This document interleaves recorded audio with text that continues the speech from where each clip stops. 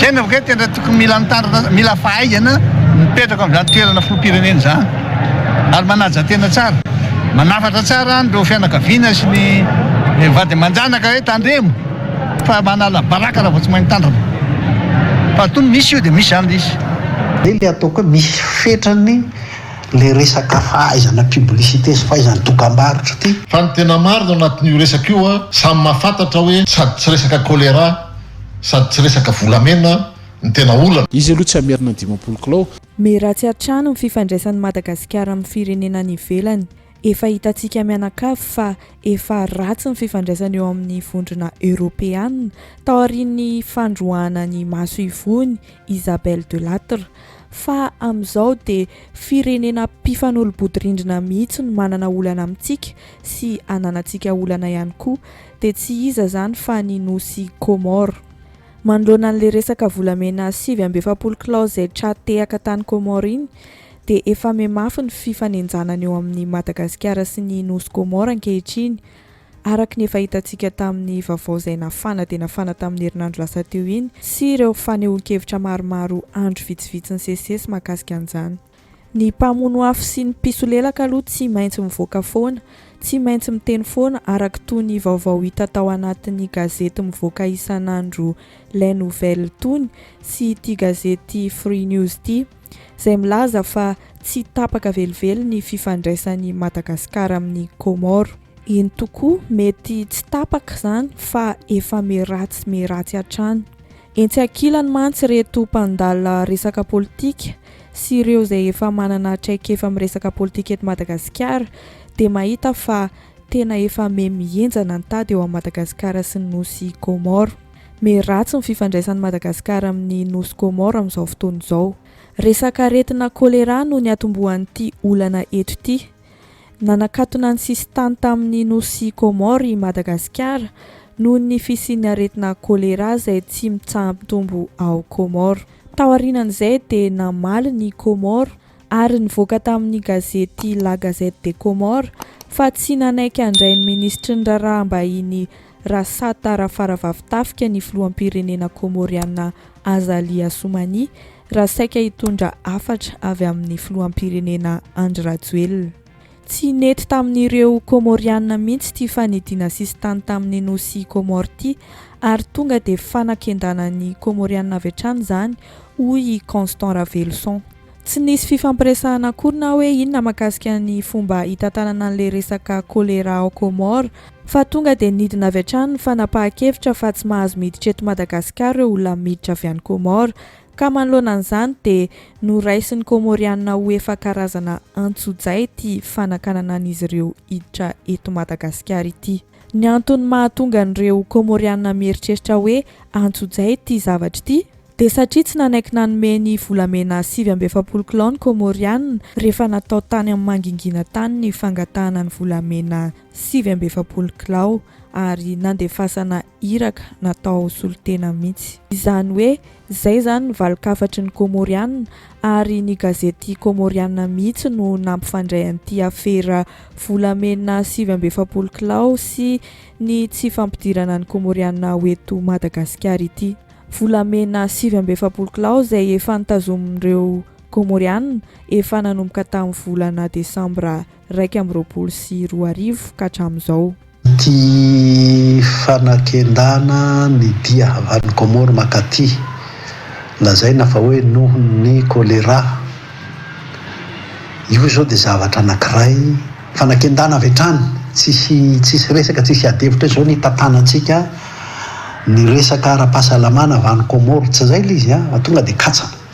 tsy mahazo makaty ny fitaterana amin'ny avy any Comore. Io zavatra mety marary ny Comore io satria izy mpivezivezy eto ny avany nefa rehefa jerenao ny zavatra tantarain'ilay gazety dia le ataon'ny vazaha hoe rétorsion zany hoe atso-jay zany io fisakanana ny Comoriana tsy akadio atso-jay satria nangataka tsy moramora kinafinafina tsy nanao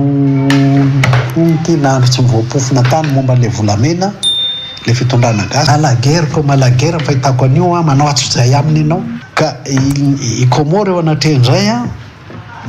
rehefa zay nyteneninao ary zay ny fitondranao an'le raharaha de ozy izy hoe ataonay io fa zay nga virinina am'izany vo maika mandranitra. Manaraka izany mahakasika an'ilay lahatsoratra tao amin'ny La Gazette des Comores manambara fa andrafozan'ny filoha Andry Rajoelina izany hoe Rodolphe Razakandisa ny volamena dia mbola nitikizo ihany koa ny vadin'ny filoha Andry Rajoelina izany hoe i Mialy Rajoelina raha nanoratra tany amin'ny tambazotra-tserasera sosialy Facebook tany fa hoe izy no tena tian'ireo mpanenjika ho kendrena tamin'ity fanosorapotaka ny anaran'ny rainy fa tsy ny rainy Rodolphe Razakandisa akory. Ty hitantsika amin'ny sary ity moa izany. Ka manoloana an'izany indrindra dia hoy Constant Ravelson hoe resaka natsidika tany amin'ny farany lahatsoratra fotsiny ilay izy tao anaty gazety La Gazette des Comores ary tsy nanonona ny anarany akory ny mpanao gazety tao anatin'ny lahatsoratra fa i Mialy Rajoelina no milaza tsy anontaniana napiditra nino lasa resaka politika. Lazainy fa izy ny voavely tamin'ilay lahatsoratra ka mampametra-panontaniana ihany hoe inona izany no nataony Mialy Rajoelina tany Comore tany mahatonga anazy manao fiarovan-tena tahak'izany. Nivadika tamin'izy ireo ihany koa ny fahaizana fanaovana dokam-barotra loatra satria resaka tokony tsy hita hatrany amin'ny filoham-pirenena Andry Rajoelina no nikitikitian'ny ramatoa vadiny Mialy Rajoelina. Nampidikizo an'ny filoha Andry Rajoelina izany Mialy Rajoelina. Ka amin'izao izany na diso na marina ny vaovao avy any Comore dia hita fa tsy maharo ny fianakaviany intsony ny filoham-pirenena Andry Rajoelina hoy Constant Ravelson. Izy inge ohatsy nanonona hatrany ambonony akory manatsidy ny teny un petit 2 ou 3 mois ary amin'ny faran'ilay article fa ilay ramatoa napakatra ny resaka ary ny politizen'ilay ramatoa ilay resaka hoe famelezana io ka izy moa inona no asian'ilay avany Comore naninona tany moa izy fa izy vadin'ny président de république zany dikan'izay izy tsy milobava fotsiny hoe manmevahana ny mpanohatra io sy ny sisa le ataoko hoe misy fetrany le resaka fahaizana publicité sy fahaizana dokam-barotra ty communication ty izy zao a no sady mamendro fendro amin'ny mahazanaka no mipolitize an'izy eo amin'ny hoe famelezana io famelezana azy izy vadin'ny président de république zany zany hoe raha saika tsy nitodika any président de république ary le izy dia le ramatoa ty any nampitodika an'le resaka any amin'ny président de république na diso na marina anjara anareo mpana gazety mijery hoe tena marina ve le izy na diso na marina no hoe misy ingarainy anankiray voatonona farany moa izy voatonona fa taloha tsy nanonona anarana azy akory le gazety comoriana na diso iny na marina dia zao mibaribary hoe eo anatrehan'ny vahoaka mpanara-baovao tsy maharo azy tsony nivinantony. Manamafy an'izany ihany koa ny filoham-pirenena teo aloha Marc Ravalomanana mila mitandrina be eo amin'ny fifandraisana ara-diplomatika indrindrandrindra miaraka amin'ny firenena mifanolobodorindrina hoy izy. Fady dia fady ny miady amin'ireo firenena mifanolobodorindrina. Ny Nosy Maurice izay firenena kely dia kely io aza tsy azontsika malagasy edivana dia izao Comore izay efa naresantsika tamin'ny lafin'ny rehetra io na amin'ny lafin'ny ara-toekarena na amin'ny lafin'ny fanatanjahantena dia izao koa ara-diplomasia izany hoe efa nioatra lavitra be mihitsy dia Comore indray izany mbola mipetroka antsika. Manamarina zato isan-jato ny filoha teo aloha Marc Ravalomanana fa tena misy ireny resaka volamena 7.7 kilao ireny matoa mivoaka ary matoa misy ny fifamaliana dia efa fantatry ny communauté internationale ny mahakasika an'izany. Mampanaraka izany ny fandehan'ity tantara ity satria sao dia sanatria hitovy amin'ny resaka fitakiana Îles Éparses koa ny hafarany. Nanomelesina ihany koa ty filoha teo aloha ity fa tena ilaina dia ilaina tokoa izany fahaizana mitantana firenena izany amin'ny maha filoham-pirenena. Mila manaja tena ary indrindrindrindra mila tenenina tsara ny fianakaviana ny vady aman-janaka mba ahay anaja tena sy tandrina tsara fa sao dia manala baraka ohatran'izao baraka be mahazo ny fianakaviana Rajoelina sy Razakandisa fa indrindrandrindra i Madagasikara izao. Ny relation diplomatique indrindrindrindra amin'ireny firenena izay mifanila bodorindrina amintsika ireny tandrovana toy ny andrak'Andriamaso fa tsy azo atao mihitsy no fanditrana miadina any amin'ireny ino ty izy ireny firenena fanila bodorindrina ireny ohatra zao Maurice kely valivetika hoe tsy sahatsika ary miady amin'io i Comore vao mi tena mandrano tsika taloha lasa manana zao izy indray mibetiko atsika zao tsy antaingy mihitsy ireny satria information internationale no azony vaovao azony ka misy ve sa tsy misy le zavatra natao misy ve volamena 50 kilo sa tsisy ray zay ary izy antondra lizina akany ary izy nanao azy roa zay ary atray zany matoa izy ny tena indriny matoa izy famaly ohatran'io fantatry ny communauté internationale any New York ange zany l'Assemblée générale des Nations Unies de za tsy afaka hiteny hoe momba ny atsy izy momba ny ria fotrany izy parsa ihany io fa nilanila kao de tapitra ihany ny fotoana kena avake tena tokony mila mitandrina mila fahaizana mipetraka amin'izany toerana filoham-pirenena zany ary manaja tena tsara manafatra tsara andreo fianakaviana sy ny vady aman-janaka hoe tandremo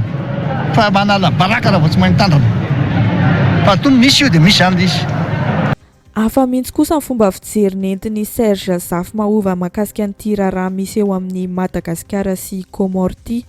Tena misy de misy tokoa ny fifanenjanana eo amin'ny roa tonta fa kosa sady tsy any amin'ny resaka kolera na ihany koa resaka volamena 7.7 kilao tena olana eto. Samy mahafantatra tsara ihany koa na Madagasikara na Comore fa tsy any mihitsy mahatonga ny olana eto. Ny tena fototry ny olana zany dia ny fangatahan'ny filoham-pirenena frantsay Emmanuel Macron ny ampiditra ny Mayotte ao anatin'ny komisiona ny ranomasimbe indiana na ny COI zany hoe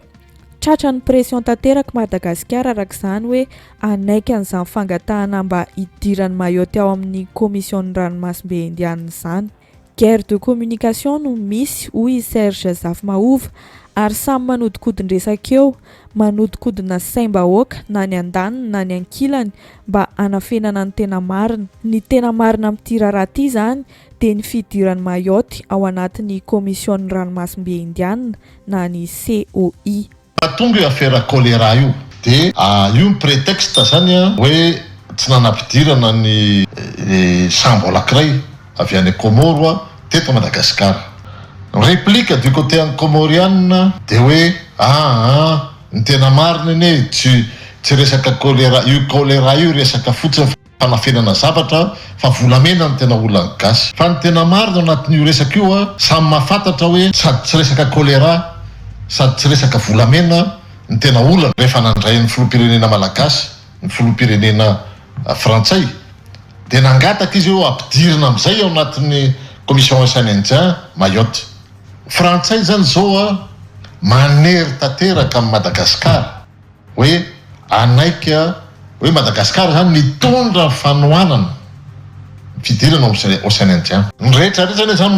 mody fanina aty amin'ny resaka communication aty fa ny tena lalao marina any le olana misy manipulation avy any amin'ny gazetiny gazette de Comore misy manipulation avy aty amin'ny côté gasy fa le lalao zany ny tena izy le fidira amin'ny Mayotte dia rehefa avy eo samy manao provocation na ny gasy na ny ary amin'ny comorianina par voie de presse. Tsy tokony adintsika ihany koa fa efa maromaro ny fandrahonana ankolaka nataon'ny komoriana tamintsika eto Madagasikara ary voalohany amin'izany dia ho ampodiana ny masoivo komoriana eto Madagasikara izay midika fa efa ratsy mihitsy ny fifandraisana eo anivon'ny Madagasikara sy Comore. Faharoa manarakaraka izany mety efa fandrangitana na fiantsiana ady amin'ny Comore mihitsy izao ataon'ny mpitondro izao mba tsy hahatongavan'ny filoham-pirenena komoriana eto amintsika mandritra ny fivorian'ny komisiona ranomasimbe indiana izay atao eto Madagasikara amin'ny faran'ny taona. Mbola tsy nanome toromarika raha teo ny OMS, Organisation Mondiale de la Santé, hoe efa fotoana tokony hakana fepetra enjana fa dia iny efa noraisin'ny Madagasikara iny anefa ny fepetra enjana ka miendrika fiantsiana ady mihitsy izany. Azadina nefa misy menace maromaro ary zany apetraky ny komoriana amin'izao fotoana ary le menace ny komoriana tsy mandeha mivatana fa mandeha ankolaka hoe ho rappeleny zareo ny ambassadeurany dikan'le rappelena ny ambassadeur zany ratsiratsy zany ny fifandraisana amin'le firenena hoe ampodiana aloha zany le ambassadeur. Le choléra-ny mbola tsy déclaré ny OMS Organisation mondiale de la santé hoe épidémie grave le any Comore. Ny OMS zany mbola tsy miteny hoe mangala fepetra enjana fa mety ho an'ny analyse politique zany de hoe mety provocation io tsy ho atongavan'ny flou comoriana anatin'ny fivrinina satria ho tonga amina boycott eny io misy risque zany zao de boycott ny flou comoriana tsy ho avy aty Madagasikara amin'ny fivrin'ny commission océan Indien amin'ny farany taona. Raha tsy tonga eto zany ny comoriana ho savy reto firenena telo reto Madagasikara, Seychelles sy Maurice anapa-kevitra hoe apiditra amin'ny Mayotte ao anatin'ny commission océan Indien. Nametraka ny fomba fijeriny ihany koa i Guy Maxime Maralaiseheny mahakasika an'ity fifandraisan'ny Madagasikara sy Comore ity. Tsy hiverina mihitsy ny volamena 7.7 kilao iny na toy ny ahoana ny fifampiresahana atao na mahay be takoninona aza ny mpanao négociation raha toa ka tapahan'ny Madagasikara ny fifandraisana amin'ny nosy Comore. Ratsy dia ratsy mihitsy ny toerantsika raha hiady hitaky ny amerenana n'iny volamena 7.7 kilao iny. Raha toa ka amerina kosa izy ireo nefa dia mazava be fa tsy maintsy manaraka an'izay fepetrapetraky ny Comoriana ny Madagasikara. Raha ho tapahantsika ny fifandraisantsika amin'ny nosy Comore dia fantatritsika loatra ny fiatraikan'izany. Izy aloha tsy amerina 10 kilao raha ny situation na mafy toy ny ahoana ary tsika hanao ny négociation dia raha tsy azahoana taratra eo amin'ny lafiny fifandraisana sy ny fifanakaroza-kevitra ary maresy lahatra azy mazava loatra fa ianao firenena mitondra kolokolo eo amin'ny taniny dia mazava loatra fa tsy manana tsy en bonne position zany ianao hiady ny famerenana an'ilay 10 kilao fa tsy maintsy izy zany mametraka ny fepetra rehetra raha toa ka ho averiny aminao zany ny arena izay ihany ny malagasy lasa any amin'ny nosy Comore. Izay indray ary ny mamarana an'ity vidéo ity, misaotra antsika rehetra nanaraka hatramin'ny farany. Aza adino misabone sy manao j'aime ny vidéo dia amin'ny manaraka indray.